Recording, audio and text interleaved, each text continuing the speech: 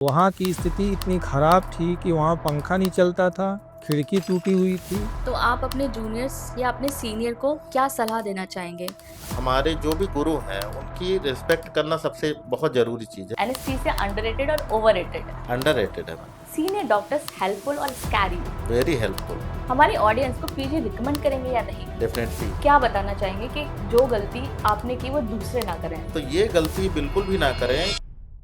दुनिया में सिर्फ एक जगह जहां अराउंड 5 to 8 इयर्स पढ़ने के बाद भी लगता है कि अभी तो शुरुआत है।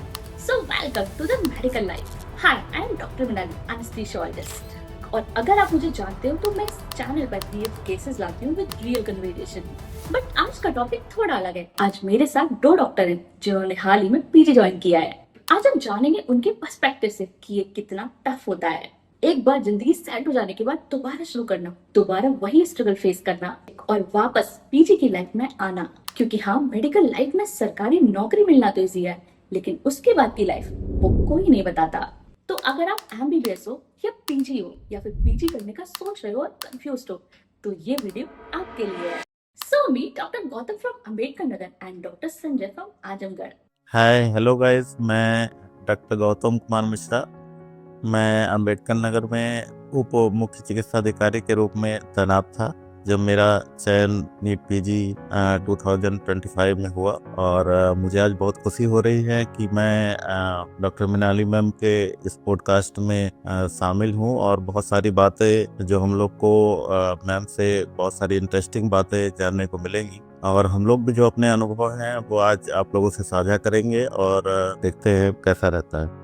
मेरा नाम डॉक्टर संजय है, मैं पीएमएस से हूँ और मैं आजमगढ़ 100 बेड लालगंज में ईएमओ की पोस्ट पे हूँ। तो मेरा पहला सवाल आप दोनों से, जब आपको सरकारी नौकरी मिली तो आपकी लाइफ तो सेट थी, फिर सडनली वो एग्जैक्ट मोमेंट क्या था जब आप दोनों ने पीजी करने के बारे में सोचा? मैम, मैं लगभग 11 वर्ष से पीएमएस उत्तर प्रदेश में अंबेडकर नगर जनपद में पोस्टेड था और मैंने प्राथमिक स्वास्थ्य केंद्र पर सिकंदरपुर में और उसके बाद प्राथमिक स्वास्थ्य केंद्र अकबरपुर में, उसके बाद सामुदायिक स्वास्थ्य केंद्र कटेहरी में और भीटी में, उसके बाद फिर उप मुख्य चिकित्सा अधिकारी के रूप में भी अपनी सेवाएं दी। और मैं बहुत बार क्षेत्र में जाता था, वहाँ फील्ड वर्क मोस्टली होता है क्योंकि हम लोग पीएमएस में जो प्रिवेंटिव एस्पेक्ट होता है मेडिसिन का, उस पर हम लोग ज़्यादा ध्यान देते हैं। जो वैक्सीनेशन है, हेल्थ एजुकेशन है, उस पर हम लोग ग्राउंड लेवल पे जाके वर्क करते हैं। तो वहाँ हम लोग को ऐसा फील होता था कि कहीं ना कहीं जो हमारी स्किल है और ज़्यादा हमें उसमें इम्प्रूवमेंट करने की ज़रूरत है और बहुत सारे लिमिटेड रिसोर्सेज रहते थे। तो हमें ये लगता था कि हमारी थोड़ा सा स्किल इम्प्रूव होती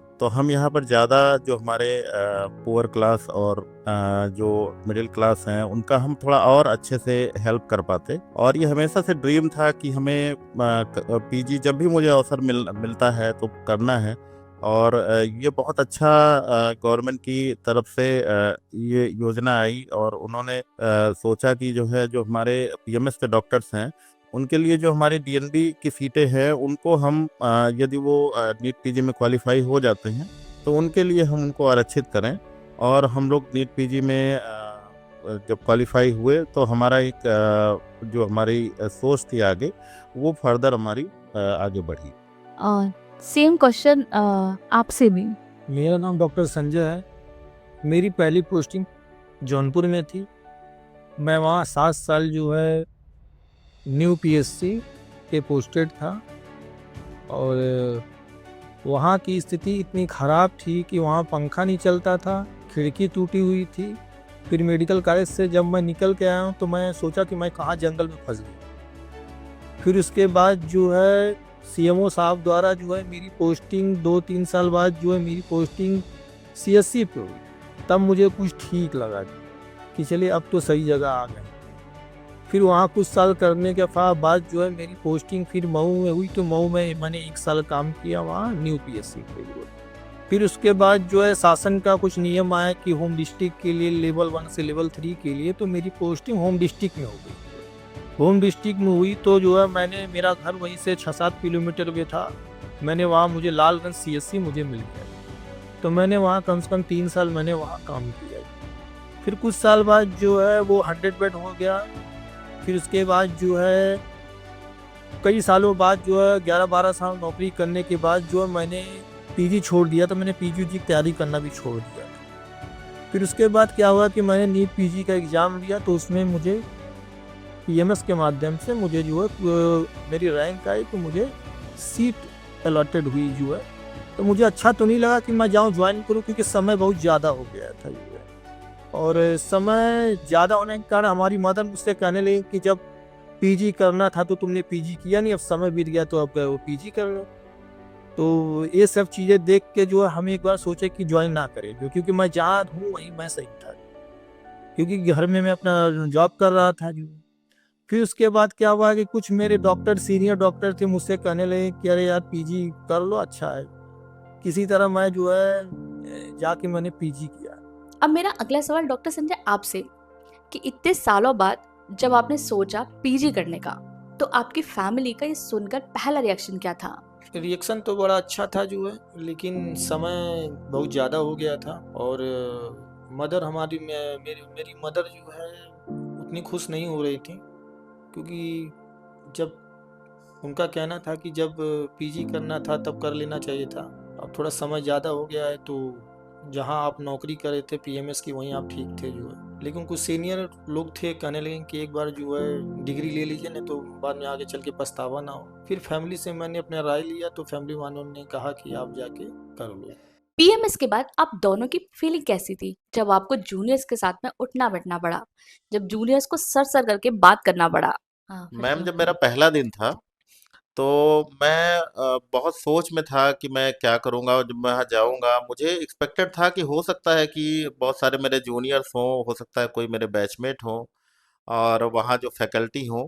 और क्योंकि काफ़ी समय बीत चुका है एमबीबीएस किए हुए, तो मैंने पूरी प्रॉपर जो है 1-2 दिन पहले से पूरा मेंटली जो है एक प्रकार की तैयारी की कि मैं कैसे मैं ड्रेसअप करके जाऊँगा, मैं पूरा फॉर्मल्स में जाऊँगा, और उनको ऐसा ना लगे कि ये कैजुअल कोई पहन करके चले आए हैं, और फैकल्टी मेरी नाराज़ हो जाए कि भाई ये स्टूडेंट हैं और ये कैसे आए हैं। तो मैंने पूरा जो है अपना सारा जो है तैयारी की उसके लिए 1-2 दिन से। और फिर मैं जब आया यहाँ डिपार्टमेंट में, तो फिर मुझे लगा कि मैं सबसे जो है विद ड्यू रिस्पेक्ट बात करूं। और शुरू में तो थोड़ा awkward लगता था, और जब पता चलता था कि भाई यहाँ हमारी फैकल्टी, बहुत सारी फैकल्टी हमारी जूनियर भी है और कुछ फैकल्टी हमारे सीनियर्स भी हैं, तो लेकिन फिर मुझे ये मन में ये बात आई कि अगर हमें सीखना है तो सबसे बड़ी बात ये है कि हमारे जो भी गुरु हैं उनकी रिस्पेक्ट करना सबसे बहुत ज़रूरी चीज़ है, उनकी कोई भी एज हो।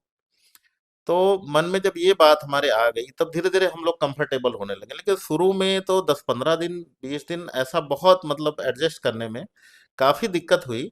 और उसके बाद फिर जब हम लोग कंफर्टेबल होने हो गए, तो धीरे-धीरे फिर हम लोग का इंटरेक्शन और हम लोग का एक दूसरे के प्रति रिस्पेक्ट, वो सारी चीज़ें फिर धीरे-धीरे डेवलप होने लगी। तो आप अपने जूनियर्स या अपने सीनियर को क्या सलाह देना चाहेंगे कि मतलब लर्निंग स्किल में कभी भी हमें ये नहीं सोचना चाहिए कि कौन हमारा जूनियर है और कौन हमारा सीनियर है, हमें सबके साथ में, क्योंकि नॉलेज तो जहाँ से मिल जाए वही बेस्ट है, जहाँ से जो भी दे।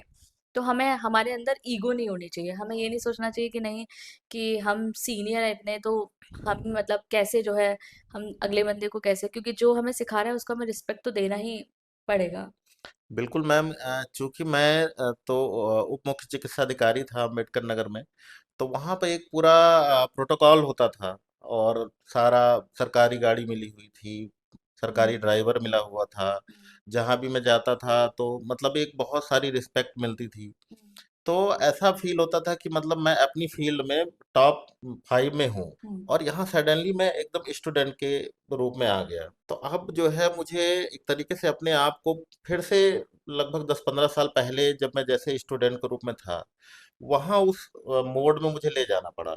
और और धीरे-धीरे जब मैं इससे एडजस्ट हुआ, और मैं सभी को ये कहना चाहता हूँ, जो भी सीखने की कोई उम्र नहीं होती है, और जो भी व्यक्ति ज्ञान में आपसे बड़ा है, कुछ ना कुछ आप उससे सीख सकते हैं, किसी भी एज में सीख सकते हैं। तो इसलिए सबसे बड़ी बात मन में ये रखनी है कि कोई भी व्यक्ति अपने ज्ञान और विचारों से ही बड़ा होता है, और इसलिए सबसे सीखने की इच्छा वो ज़रूर रखनी चाहिए, और इसमें बीच में कहीं पर भी जो है अपना ईगो वो या कोई भी इस तरीके की चीज़ वो नहीं लाना चाहिए। जनरली क्या होता है कि जैसे जो पीएमएस करने आते हैं उनसे जैसे जो नए मतलब और भी जो लोग हैं उनका यही मतलब एक्सपेक्टेशन होता है कि भाई पीएमएस वाले हैं तो देखो कैसा काम करेंगे, कि काम भी करेंगे कि नहीं करेंगे, अब तो पीएमएस वाले आ रहे हैं। तो ऐसा भी मतलब लोगों की राय रहती है, जो लोग ऑलरेडी मतलब उसी डिपार्टमेंट में काम कर रहे हैं, आपके सीनियर वगैरह, उन लोग को भी ये लगता है कि जैसे पीएमएस से कोई बंदा आ रहा है तो इतने साल उसको इतना ज़्यादा काम करने की आदत नहीं होती। और पीजी में तो जनरली बहुत ज़्यादा काम करना पड़ता है, मतलब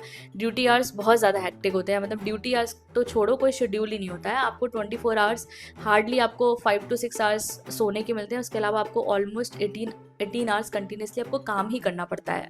बिल्कुल सही बात है मैम। और इसमें मैं ये बताना चाहूँगा कि शुरू में जब मैं अपनी सर्विस में था तो वहाँ पर तो मेरा मोस्टली, अब जब उप मुख्य चिकित्सा अधिकारी में हो गया था तो वहाँ पर मोस्टली डेस्क जॉब रहता था। मैं फील्ड में जाता था लेकिन कभी कभार जाता था और बहुत ऐसा हार्ड वर्क जैसी चीज़ें नहीं होती थी। जब मैं यहाँ डिपार्टमेंट में आया तो कई कई घंटे, 4-4 5-5 घंटे खड़े रहना और पेशेंट की कंडीशन को, उनके वाइटल को और जो हमारी इंस्ट्रूमेंट्स हैं और सर्जन जो सर्जरी कर रहे हैं, सारी चीज़ को बहुत क्लोजली मॉनिटर करना और लगातार खड़े-खड़े कई बार तो मतलब एकदम पैर ही लगता था कि जवाब दे जा रहे हैं। मैंने फिर ये डिसाइड किया कि पहले तो मैं लिफ्ट का यूज़ बंद कर दूँगा।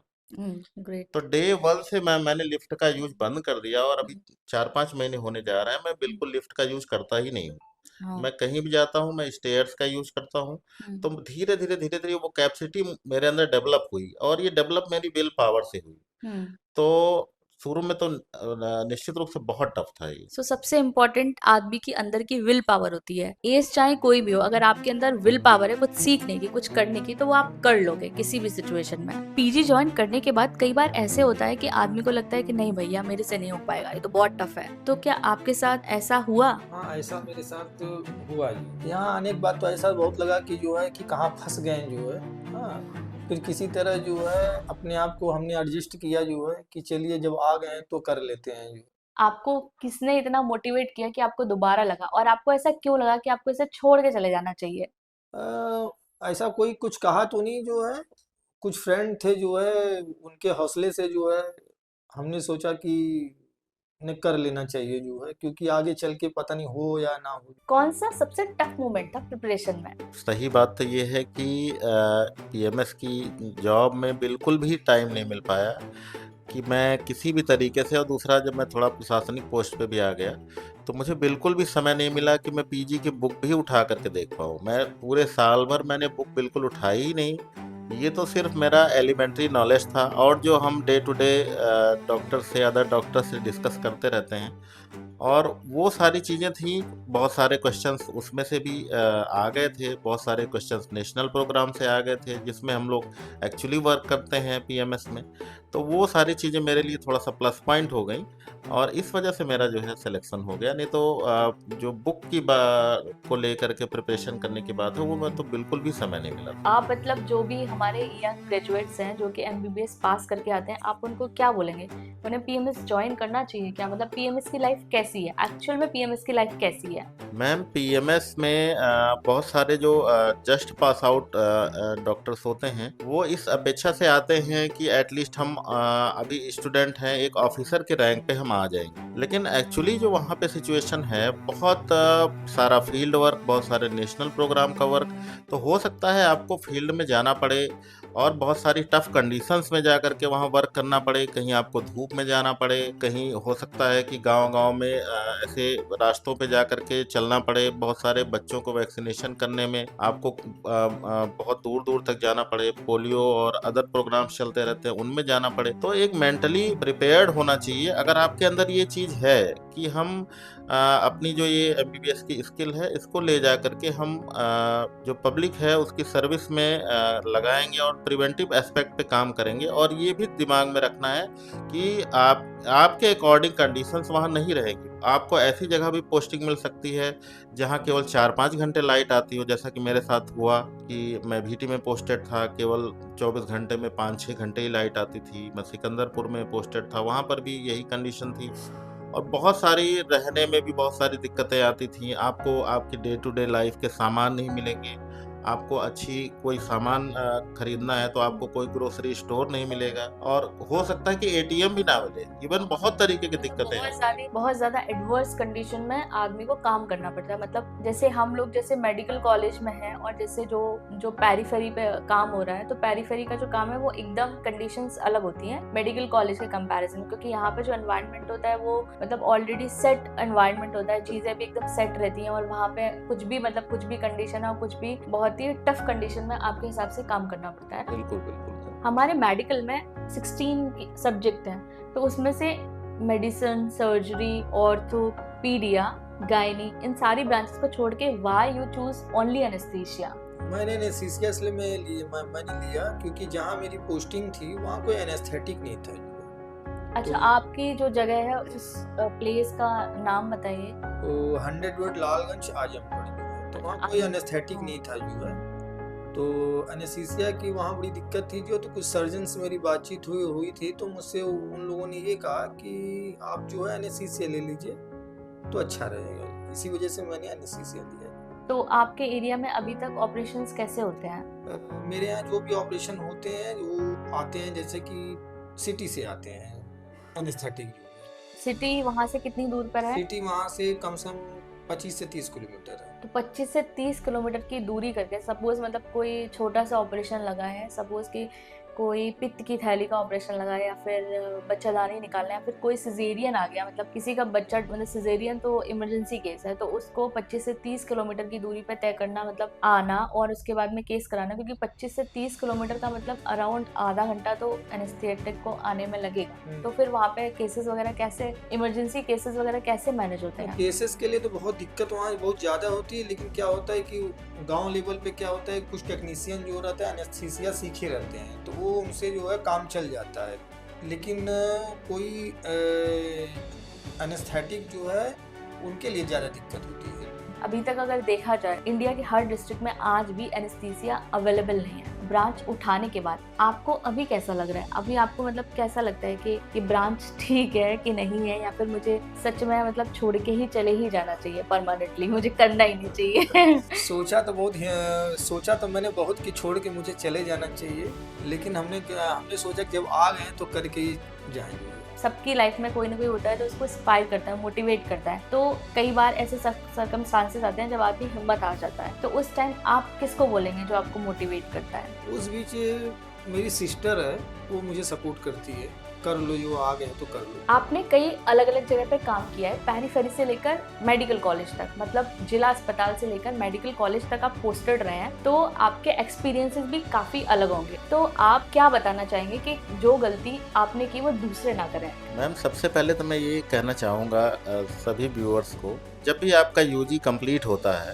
तो आपका ये रहता है कि आपके फर्स्ट और सेकंड अटेम्प्ट में जो भी आपको आपकी प्रिपरेशन के हिसाब से ब्रांच मिल रही हो, उसमें कंसीडर करके आपको जल्दी से जल्दी अपनी जो भी पीजी की ब्रांच आपको ठीक लगती हो वो आपको निश्चित रूप से उठा लेना चाहिए। हम लोगों ने क्या किया इसमें धीरे धीरे करके कि चॉइस बेस्ड हो करके कि ये ब्रांच अच्छी है, ये ब्रांच खराब है, या इस ब्रांच में ये अच्छाई है, इस ब्रांच में ये कमी है, इस कंफ्यूजन में रहते रहते हम लोगों ने धीरे धीरे बहुत सारा जो वैल्यूएबल टाइम था वो हमारा लॉस हो गया। तो ये गलती बिल्कुल भी ना करें, क्योंकि किसी भी अलग अलग जो हमारी ब्रांचेस हैं पीजी की, उनमें एक्चुअल में अब अगर देखा जाए तो कोई भी ऐसा डिफरेंस नहीं है कि कोई ब्रांच अच्छी या खराब है। वो सिर्फ आपके डेडिकेशन पे है कि आप उसमें कितना मन लगा करके, कितना हार्डवर्क करते हैं और कितने अच्छे से आप उसमें अपना समय देते हैं, और वो फिर आप कहीं ना कहीं जाके आपकी लाइफ में कहीं ना कहीं वो उसका जो है बेनिफिट आपको मिलता है। अभी इस पॉइंट पे पीजी टफ है, टायरिंग है आपके लिए, क्योंकि इतने साल बाद सडनली पीजी ज्वाइन करना और सडनली इतना हार्ड वर्क करना, इट्स अ डिफिकल्ट। तो आप क्या बोलेंगे कि उस टाइम का वो डिसीजन, सरकारी नौकरी उठाना, वो डिसीजन आप उसके लिए रिग्रेट करेंगे या फिर आप अप्रिशिएट करेंगे? मैम, मुझे अब इस स्टेज पे लगता है कि मुझे थोड़ा सा जो हमारी फाइनेंशियल डिफिकल्टीज थी उनको झेलते हुए और एक थोड़ा सा समय और देते हुए, लगभग 1 साल या 2 साल और लेकर के किसी भी तरीके से जो सिलेक्शन ले करके और उस समय पीजी कर लेना चाहिए था। तो इस बात का रिग्रेट तो है कि हम लोगों ने थोड़ा सा ये काफ़ी डिलेड डिसीजन लिया। ये मैं चाहता हूँ कि सभी व्यूअर्स जो है इस पे ज़रूर सोचेंगे कि टाइम सबसे सबसे ज़्यादा इम्पोर्टेंट है। टाइम सबसे ज्यादा इम्पोर्टेंट है, किस मतलब कैसी भी कोई कंडीशन हो, लेकिन उस टाइम कैसे भी रोते गाते आदमी पीजी कर लेता, पीजी कर लेना चाहिए। पीजी की कोई भी ब्रांच मिले, कोई भी ब्रांच अच्छी या बुरी नहीं होती, अच्छा या बुरा हमारी मेहनत होती है कि हम उसमें कितना दे रहे हैं। इसीलिए ये नहीं करना चाहिए कि हमें हमें सर्जरी, कई बार मैंने तो देखा है कई बच्चे ऐसे होते हैं कि जो एक ही ब्रांच के चक्कर में अपना 4-4 5-5 साल वेस्ट कर देते हैं, बिल्कुल। तो वो नहीं करना चाहिए। बिल्कुल। अब आपके लिए कुछ rapid fire question. PMS blessing या कर्स? मैम पास। एनेस्थीसिया अंडररेटेड और ओवररेटेड? अंडररेटेड है मैम। सीनियर डॉक्टर्स हेल्पफुल और स्कैरी? Very helpful. हमारी ऑडियंस को पीजी रिकमेंड करेंगे या नहीं? डेफिनेटली। जो एमबीबीएस स्टूडेंट अभी पीजी की प्रिपरेशन कर रहे हैं या पीजी करने के बारे में सोच रहे हैं और कंफ्यूज हैं, उनके लिए आप क्या एडवाइस देंगे? आपका फर्स्ट अटेम्प्ट वो आपका बेस्ट अटेम्प्ट होना चाहिए। और आप अब तो मोस्टली स्टूडेंट अपने मिनी प्रॉप या फाइनल ईयर से ही तैयारी शुरू कर देते हैं, और उनका जो इंटर्नशिप का पीरियड रहता है उसमें हो सकता है उनको थोड़ा सा वर्क पड़े, लेकिन उस समय भी अपनी जो स्टडी का पेस है वो बिल्कुल बना करके रखना चाहिए। आपका जो फर्स्ट अटेम्प्ट है वो उसमें मैक्सिमम एफर्ट दे करके आपको उसको कोशिश करना चाहिए कि आप जल्दी से जल्दी उसमें सिलेक्शन लें। इन केस अगर फर्स्ट अटेम्प्ट में आपका नहीं हो पा रहा है तो जो नेक्स्ट अटेम्प्ट है उसमें आपको अपना 110% जो है वो देना है, और आपकी जो भी उस समय ब्रांच मिल रही है वो निश्चित रूप से आपको उसमें एडमिशन लेना ही है। तो दोस्तों, हमारी कन्वर्जेशन रियल थी और मैं श्योर हूँ मेरे इस वीडियो से बहुत सारे लोग रिलेट करेंगे। अगर आपको ये वीडियो हेल्पफुल लगा तो वीडियो को लाइक कीजिए, इस वीडियो को साथ साथ शेयर करिए। चैनल को सब्सक्राइब नहीं किया तो ऐसी अपडेट्स के लिए चैनल को सब्सक्राइब करना मत भूलिए। बाय बाय गाइस, मिलते हैं नेक्स्ट वीडियो में।